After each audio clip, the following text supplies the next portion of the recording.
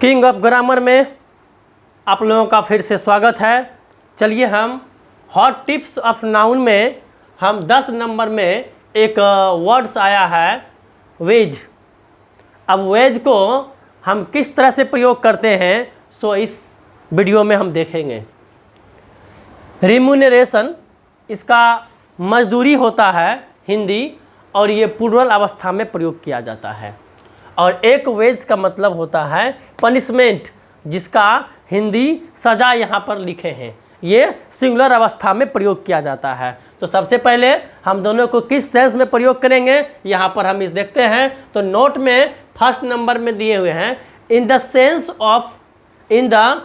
Of remuneration wage is plural and gets plural verb.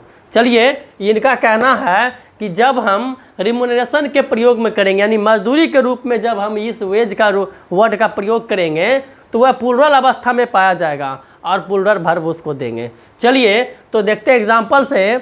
The wage of the workers has been paid in this company.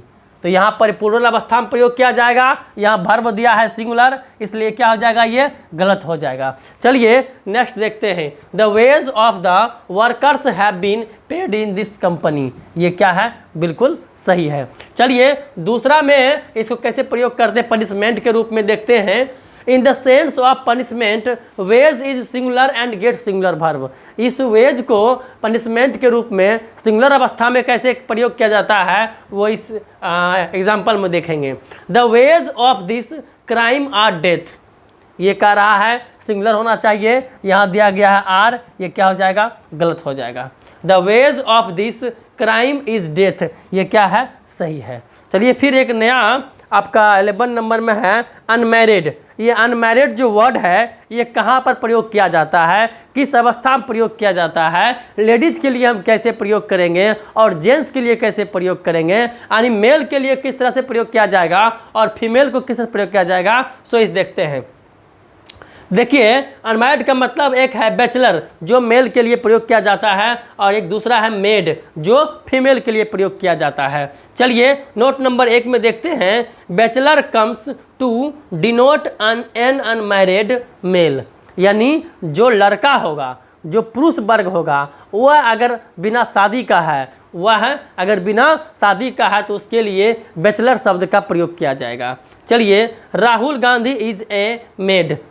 Rahul Gandhi क्या है, ये पुरुष में mail भाग है, यहाँ मेड लिखा हुआ है तो ये क्या हो जाएगा, गलत हो जाएगा।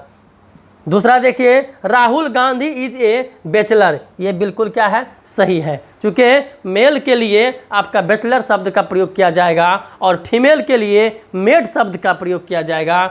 Maid comes to denote an unmarried female, वो स्त्री के लिए प्रयोग किया जाएगा। उमा भारती इज ये बैचलर, बिल्कुल गलत है। उमा भारती लड़का नहीं है, लड़की है।